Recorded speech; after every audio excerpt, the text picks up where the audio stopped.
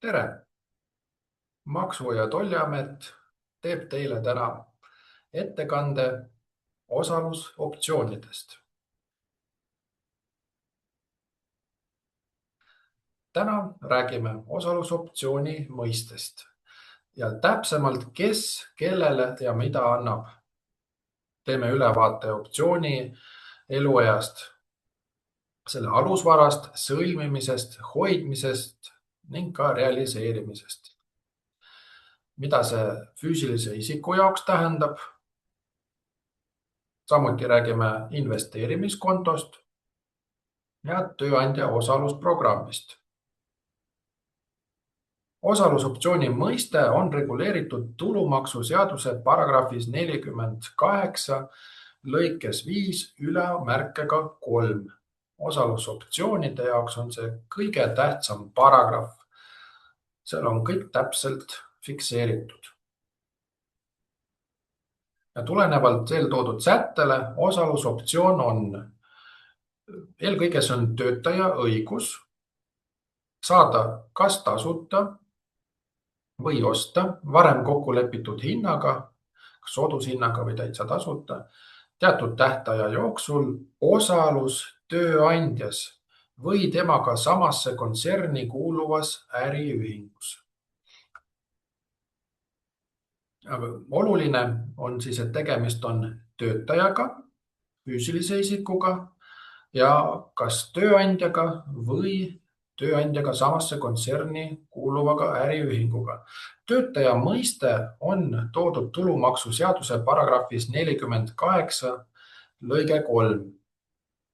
Kes on siis töötaja? Töötaja on töölepingu alusel töötav isik, juhtimis- või kontrollorgani liige, samuti füüsiline isik, kes müüb tööandjale kaupu pikema aja jooksul kui 6 kuud. Töötajaks on samuti ka töövõtu, käsundus või muu võlaõigusliku lepingu alusel töötav või teenust osutav füüsiline isik. Tööandja mõiste on toodud tulumaksuseaduse paragrahvis 48 lõikes 2. Lihtsamini öelduna see on residendist juriidiline isik. Ja kontsern on toodud äriseadustiku paragrahvis 6.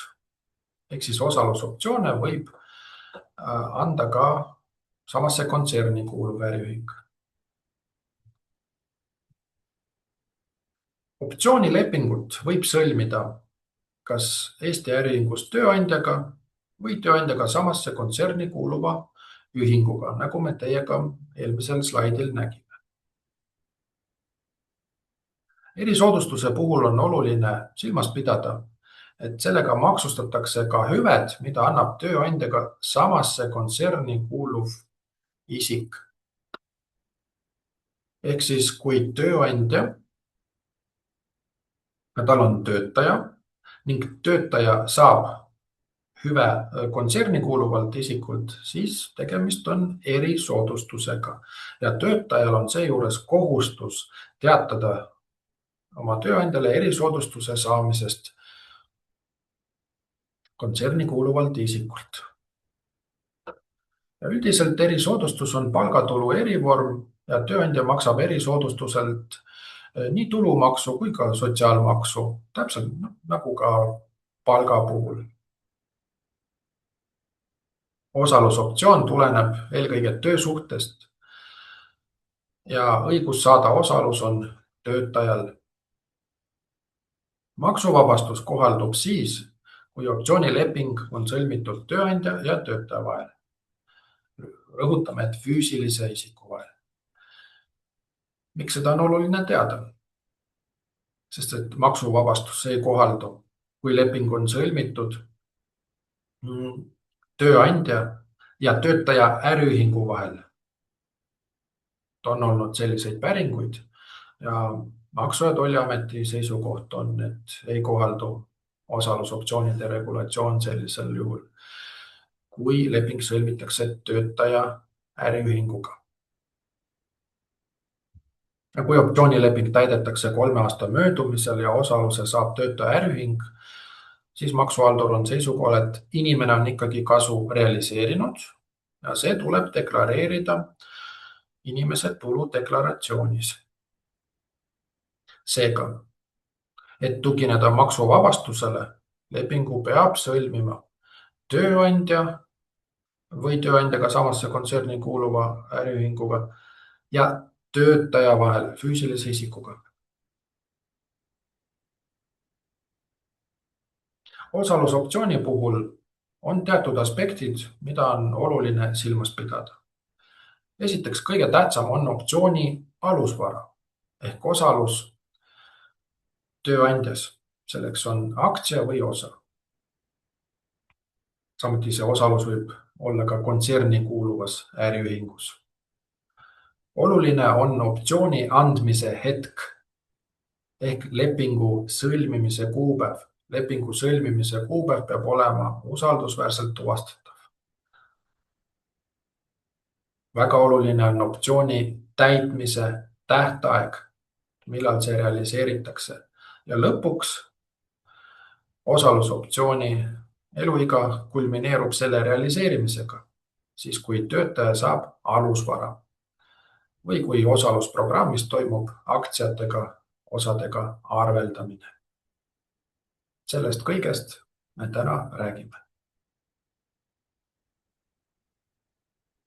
Enne lepingu sõlmimist oleks oluline teada, millega on üldse tegemist ja kas see on alusvara või ei ole alusvara tulumaksuseaduse mõistes. Ja kohe toome teile näite reaalsest päringust. Kuna polnud teada, kui palju raha osaühing saab rahastamise käigus, siis töötajaga lepiti kokku, et alusvara on 5% osakapitalist. Kas sellise lepingu realiseerimine on osaühingule maksuvaba? Sellise lepingu realiseerimine ei ole äriühingule maksuvaba, kuna äriühingul tekib erisoodustuse kohustus ja seda põhjusel, et alusvara peab olema rahas eurodes, mitte aga protsentides või suhtarvuna. Alusvara on kindlaks määratud aktsiate arv või osa nimiväärtus, mille suurust arvestatakse eurodes. Ja alusvara ei ole suhtarv aktsia või osakapitalist. Ja kui sellist lepingut realiseeritakse, siis tegemist on erisoodustusega olenemata optsiooni hoidmise ajast.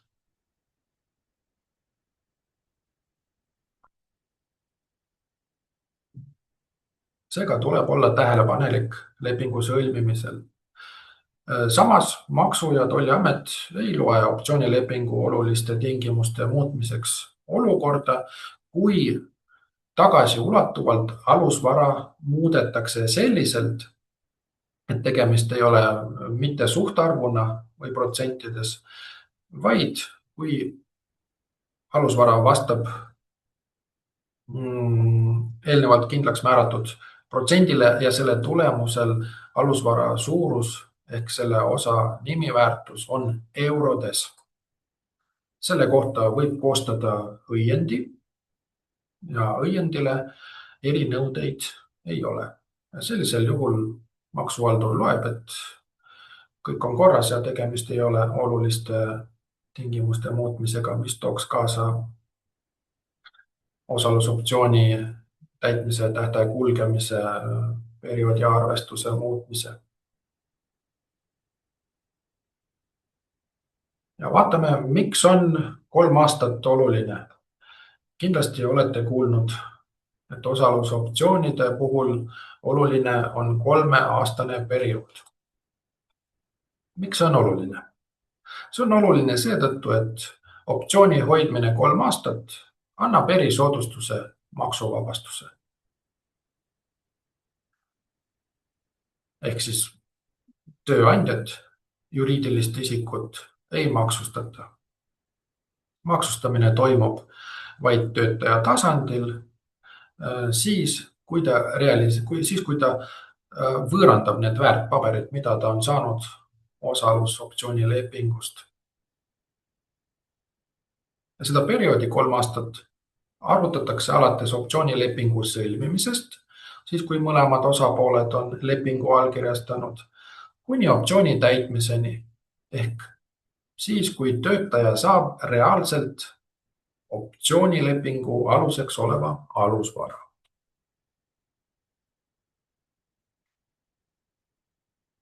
Lepingu sõlmimine. Palju päringuid on tulnud just lepingu sõlmimise kohta. Seetõttu soovitame kohe alguses olla tähelepanelik. Lepingu sõlmimist reguleerib tulumaksuseaduse paragrahv 48 lõige 5 6 lause.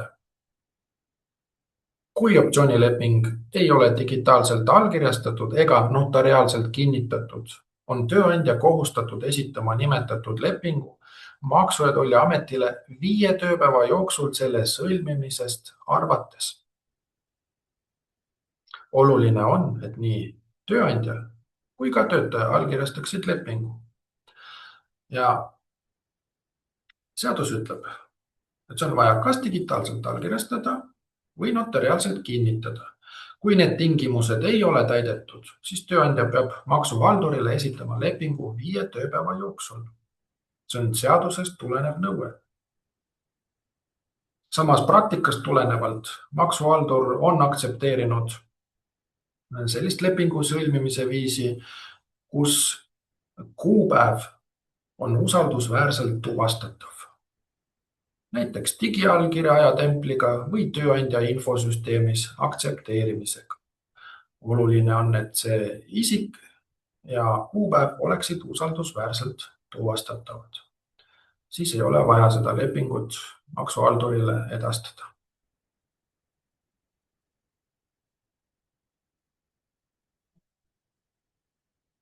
Ja kui alusvaras on kokku lepitud, et alusvara on siis kõik kindlaks määratud, mõõdetud eurodes, leping on nõuete kohaselt sõlmitud, lepingut on 3 aastat hoitud, et saaks tugineda maksuvabastusele, siis sellele järgneb kulminatsioon ehk optsiooni realiseerimine. Optsiooni realiseerimine on olukord, kus töötaja ostab või saab tasuta osaluse tööandjas või temaga samasse kontserni kuuluvas ühingus. Või kui tööandja osalusprogrammis infosüsteemis toimub aktsiaühikute arveldamine aktsiatega. Ja need kuupäevad osalusprogrammi puhul võivad erineda, et kus lepingus lepitakse kokku, et realiseerimine toimub näiteks 1. kuupäeval, aga tegelikult infosüsteemis arveldamine võib toimuda näiteks 5. kuupäeval. Seaduse mõttes loetakse optsioonileping realiseerituks siis, kui toimub reaalselt aktsiate väljastamine töötajale.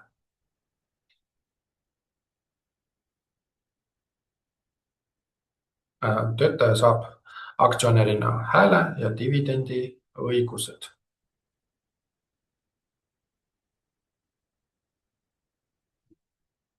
Kui kõik tingimused on nõuete kohaselt täidetud, siis saab tugineda juriidiline isik maksuvabastusele. Aga nüüd vaatame olukordi, mil tööandja juriidiline isik ei saa tugineda maksuvabastusele. Sellisel juhul on erisoodustusega maksustamise aluseks tulumaksuseaduse paragrahv 48 lõige 4 punkt 11, mis sätestab, et erisoodustus on tööandja antud osalusoptsiooni võõrandamisel või optsiooni alusvaraks oleva osaluse omandamisel saadud tulu, arvestades tulumaksuseaduse paragrahv 48 lõikes 5 sätestatut. Vaatame 2 olukorda: osalusoptsiooni võõrandamine ehk siis lepingu võõrandamine ja osalusoptsiooni alusvara omandamine. Vaatame esiteks siis osalusoptsiooni võõrandamist. Erisoodustuse hinnaks on osalusoptsiooni turuhinna ja tööandjale makstud optsioonipreemia vahe. Selle aluseks on erisoodustuse hinna määramise kord, määruse paragrahv 7 lõige 1. Ja teine olukord, kui töötaja saab osalusoptsiooni alusvara enne kui 3 aastat. Ehk siis kui ei ole hoitud 3 aastat, vaid varem. Siis erisoodustuse hinnaks on osaluse turuhinna ja realiseerimishinna vahe, millest saab maha arvata tööandjale makstud optsioonipreemia. Selle maksustamise aluseks on erisoodustuse hinna määramise kord, määruse paragrahv 7 lõige 2.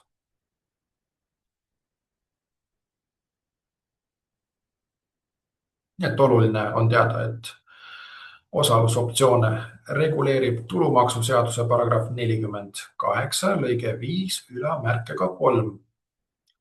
Kui reeglite vastu on eksitud, siis maksustamise aluseks on tulumaksuseaduse paragrahv 48 lõige 4 punkt 11.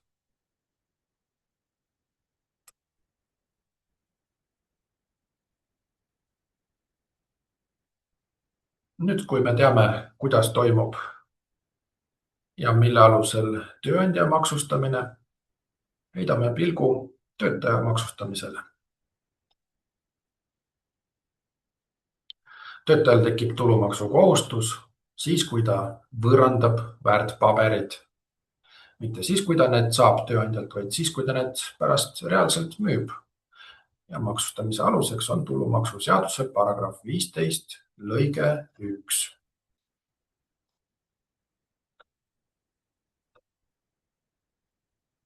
Ja kasu või kahju väärtpaberite võõrandamisest arvutatakse müügihinna ja soetamismaksumuse vahena. Töötajal on võimalik soetamismaksumusena arvesse võtta näiteks välisriigist tulumaksuga maksustatud summa või töötaja poolt tasutud optsioonipreemia ja osaluse realiseerimishinna. Et soetusmaksumust arvesse võtta, kõik peab olema dokumentaalselt tõendatud.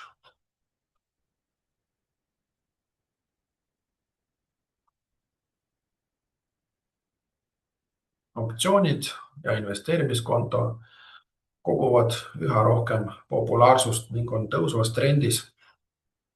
Seetõttu valgustame ka nende teemade alaselt. Finantsvara, mida tehingu sisu tõttu ei olnud võimalik soetada raha eest, võib deklareerida investeerimiskonto sissemaksena. Tulumaksuseaduse paragrahv 17 ülemärkega 2 lõige 8 sätestabki, et finantsvaralt, mida ei olnud võimalik tehingu sisu tõttu soetada raha eest, saadud tulult tekkiva tulumaksukohustuse edasilükkamiseks tuleb nimetatud finantsvara soetamismaksumus deklareerida tuludeklaratsioonis investeerimiskonto sissemaksena. Näiteks osalusoptsiooni täitmine. Samuti saab deklareerida pärandit, kinget ja likvideerimisjaotist. Võib deklareerida ka investeerimiskonto sissemaksena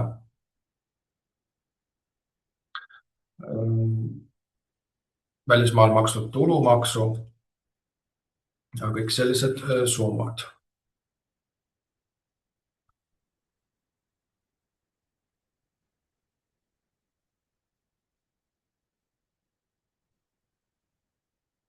Nüüd vaatame ka välismaa elementi, mis puudutab osalusoptsioone. Vaatame 2 olukord, kui inimene on Eestis ja kui inimene täidab oma töökohustusi välismaal. Kui inimene töötab Eestis ja tema palka maksustatakse kõikide tööjõumaksudega Eestis, siis ka inimesele antud erisoodustus maksustatakse Eesti reeglite alusel.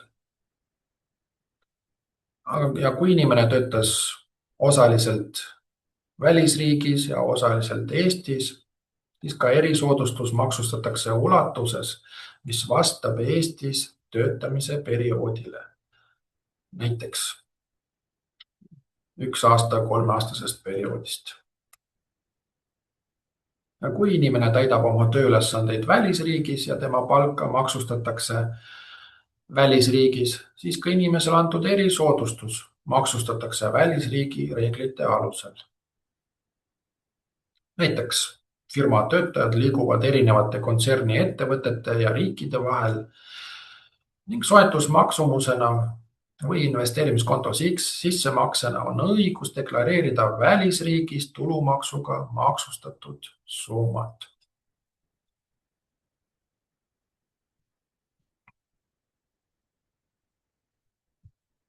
Seega tasub seda kõike arvesse võtta ja tasub teada, et kõik peab olema dokumentaalselt tõendatud. Kindlasti olete kuulnud sellist väljendit nagu full exit. Full exit ja osalusoptsioonid. Full exit on selline olukord, kui tööandja müüakse 100% ära kogu osalus, sest tööandjas 100% müüakse. Samuti kui ühingu ühinemine uue aktsionäriga ja pärast ühinemist on ühingul 100% uued omanikud. See on full exit. Samuti ka olukord, kus esialgselt kõik aktsionärid müüvad oma osaluse, kuid eraldiseisva tehinguga on näiteks võtmetöötajatel õigus või isegi kohustus osta osalus uues aktsionäris.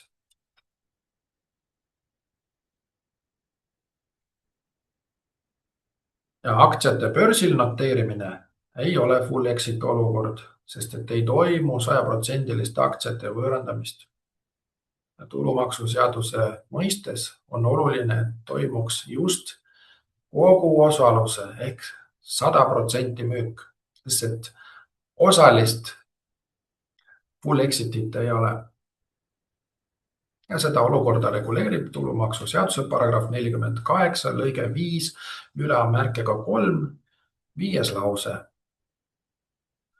Kui kogu osalus tööandjas või temaga samasse kontserni kuuluvas äriühingus võõrandatakse vähemalt 3-aastase tähtajaga optsioonilepingu kehtivuse ajal, ei loeta erisoodustuseks optsiooni alusvaraks oleva osaluse omandamist ulatuses, mis vastab proportsionaalselt optsiooni hoidmise ajale enne nimetatud sündmust.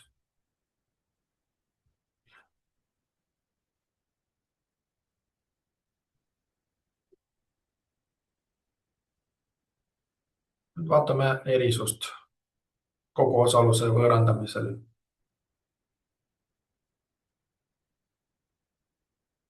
Erisoodustusena ei maksustata alusvaraks oleva osaluse omandamist või rahalist väljamakset ulatuses, mis vastab optsiooni hoidmise perioodile enne full exitit.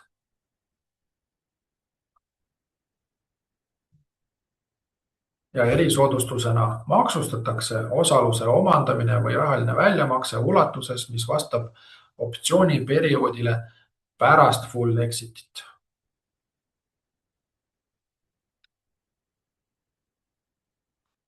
Nüüd vaatame osalusprogramme. Osalusprogramm allub tulumaksuseaduse paragrahvile 48 lõikele 5 ülemärkega 3 ehk siis osalusprogrammidele laieneb osalusoptsioonide regulatsioon. Osalusprogrammis on töötajal õigus kindlaks määratud tingimuste täitumisel, milleks võib olla näiteks jätkuv töötamine, töötaja töötulemused, saada automaatselt aktsiaühikute vastu aktsiaid. Ja oluline on silmas pidada, et aktsiaühik ei ole võõrandatav ja ei anna töötajale aktsionäri õigusi optsiooni hoidmise perioodil. Ja selline osalus, kus on hääle ja dividendi õigus selle 3-aastase perioodi hoidmise jooksul, sellel on ka käsutamispiirang. See ei ole osalusprogramm. Maksuhaldur on siis seisukohal, et töötaja on osaluse omandanud ja sellega erisoodustusena maksustatava hüve saanud. Millised on olulised kuupäevad tööandja osalusprogrammis? No esiteks, optsiooni õiguse väljastamise kuupäev ehk grant date. Alusvara ehk aktsiate väljateenimise kuupäev, vesting date. Ehk millal on siis kõik välja teenitud. Optsiooni täitmise kuupäev, exercise date, mil toimub aktsiaühikute arveldamine aktsiateks ning töötaja saab osaluse ja aktsionäri õigused. Ja praktikast tulenevalt optsiooni realiseerimise tähtaeg ja reaalne arveldamine ei pruugi kokku langeda, need võivad toimuda erinevatel päevadel. Seaduse mõistes on oluline just kuupäev, millal toimub reaalne arveldamine aktsiateks.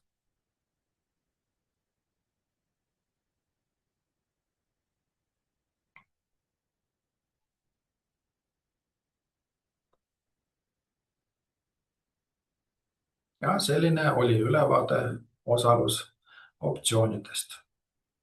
Kokkuvõtteks. Osalusoptsioonid on eelkõige tuletisinstrument, see on töötaja õigus saada osalus tööandjas või tööandjaga samasse kontserni kuuluvas ühingus. Osalusoptsioonide alusvara peab olema kindlaks määratud. See peab olema väljendatud rahas ehk eurodes. Lepingu sõlmimine peab olema nõuetele vastav, allkirjastatud mõlema osapoole poolt.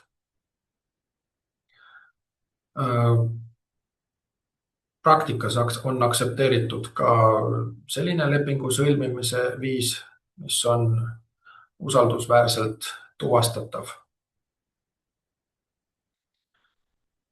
Ja kui optsioone hoitakse vähemalt 3 aastat, siis sellisele realiseerimisele laieneb maksuvabastus. Ja soovitame algusest kõik hoolikalt läbi mõelda, et vältida vigu.